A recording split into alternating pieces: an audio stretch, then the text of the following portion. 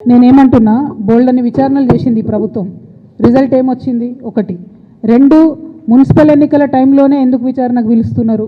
Municipal ఎన్నికల టైంలోనే ఎందుకు షో చేస్తున్నారు? ఇప్పుడు పబ్లిక్ అటెన్షన్ ఎందుకు డైవర్ట్ చేస్తున్నారు? ఎందుకంటే బీసీలు అడగద్దు, 42% మాకు ఎందుకు ఇవ్వాలని అడగద్దు. హైదరాబాద్ మహానగరంలో చాలా నగరాలలో ఎంత రిజర్వేషన్ వచ్చింది? 31% వచ్చింది. కొన్ని చోట్ల 36 వచ్చింది, కొన్ని చోట్ల 37 వచ్చింది. అంటే 42 మాత్రం ఎక్కడా కూడా రాలేదు.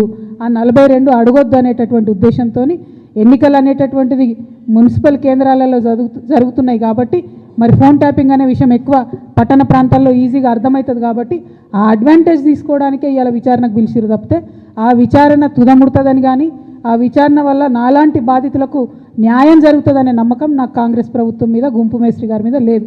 నేను 100% చెప్తున్నా, ఇది గుంపు మేస్త్రి గారు, గుంటనక్క గారు కలిసి బీసీ ప్రజలను మభ్యపెట్టడానికి ఆడుతున్నటువంటి నాటకం. Thank you. జై తెలంగాణ.